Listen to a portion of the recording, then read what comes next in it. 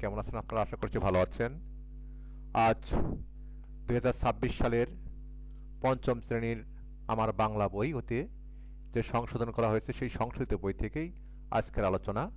আজকে আপনাদের একটি গুরুত্বপূর্ণ কবিতা দূরের পাল্লা, সত্যেন্দ্র দত্ত।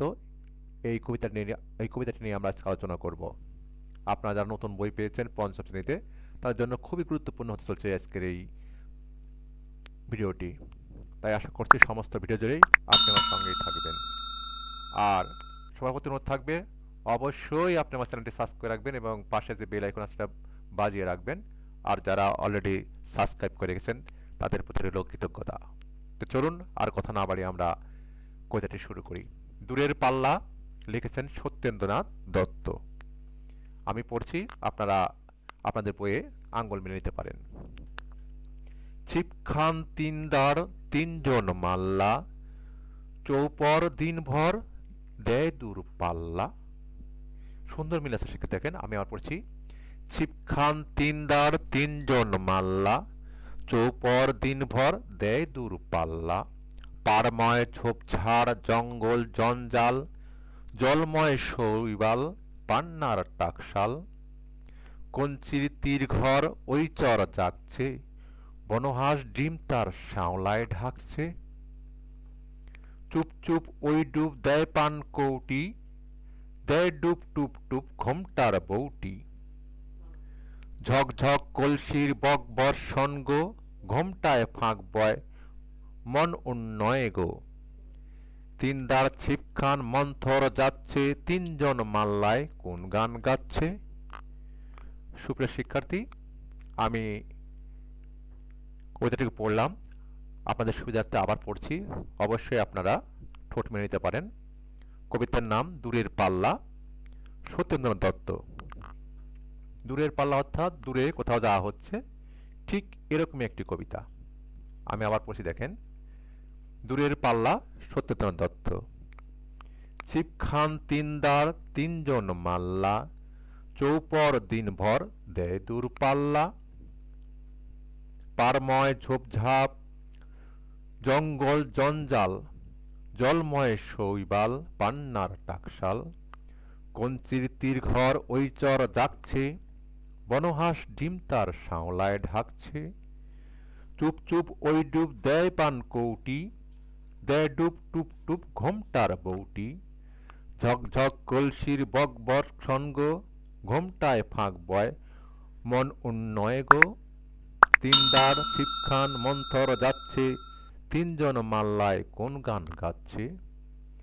সুপ্রিয় শিক্ষার্থী, খুবই সুন্দর একটি কবিতা। আশা করছি আপনারা পড়বেন কয়েকদিনের মধ্যেই। আর যারা একটু আগ্রহী বেশি তারা অবশ্যই পড়ে এখনই নিয়ে নেবেন।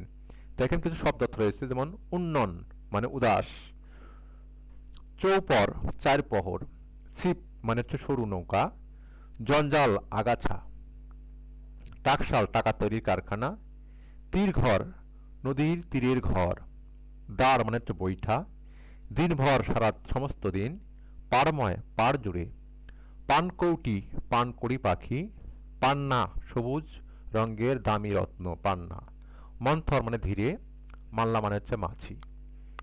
আপনাদের পুরের বইয়ের একেবারে শেষে এই শব্দত্ব দেওয়া ছিল, কিন্তু এবারের সংস্করণে সুন্দর যে ওয়ার্ডটির নিচে অথবা কবিতাটির নিচে আপনার শব্দত্ব দেওয়া হয়েছে এবং শব্দত্বগুলোর অর্থ লিখে দেওয়া হয়েছে। আপনারা অবশ্যই এগুলো মুখস্থ করবেন।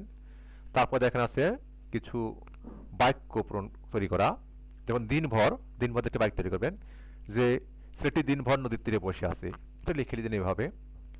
জঞ্জাল, যে রাস্তায় অনেক জঞ্জাল হয়েছিল। শাওলা, এভাবে একটা বাক্য তৈরি করবেন যে পুকুরে শাওলা দেখা যায়।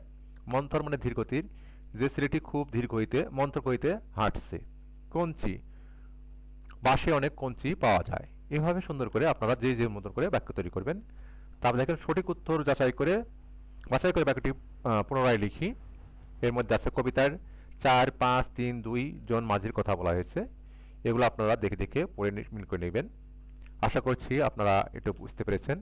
তারপর দেখেন আছে ৩ নম্বর প্রশ্ন। কবিতাটি হাতে তালি দিয়ে একসাথে বলি, সকলে একসঙ্গে মুখস্থ করে বলবেন। তারপরে এখানে কিছু প্রশ্ন আছে, যে বনহাঁস কি করছে, নৌকায় যেতে যেতে মাঝিরা কি কি দেখছে, ঘোমটা দেওয়া বউটি কি করছিল, শৈবালকে কেন টাকশাল বলা হয়েছে, কবিতাটি পড়তে ভালো লাগে কেন? অবশ্যই আপনাদেরকে এই কবিতাটি পড়তে হবে। কবিতা পড়ে এই প্রশ্নগুলোর অর্থ লিখতে হবে। কিছু যুক্তবর্ণ রয়েছে, দেখেন মাল্লা, ল যোগ ল, উল্লাস, এরকমভাবেই সবগুলো প্রশ্ন এখানে লেখা আছে। আশা করছি আপনারা বুঝতে পেরেছেন। সুপ্রিয় শিক্ষার্থী, এই কবিতার সম্পর্কে যদি কোনো প্রশ্ন থেকে থাকে তাহলে আপনারা কমেন্ট বক্সে অবশ্যই লিখবেন। আর কবিতাটি কেমন লাগলো অবশ্যই বলবেন, সেগুলো কমেন্ট বক্সে অবশ্যই লিখবেন।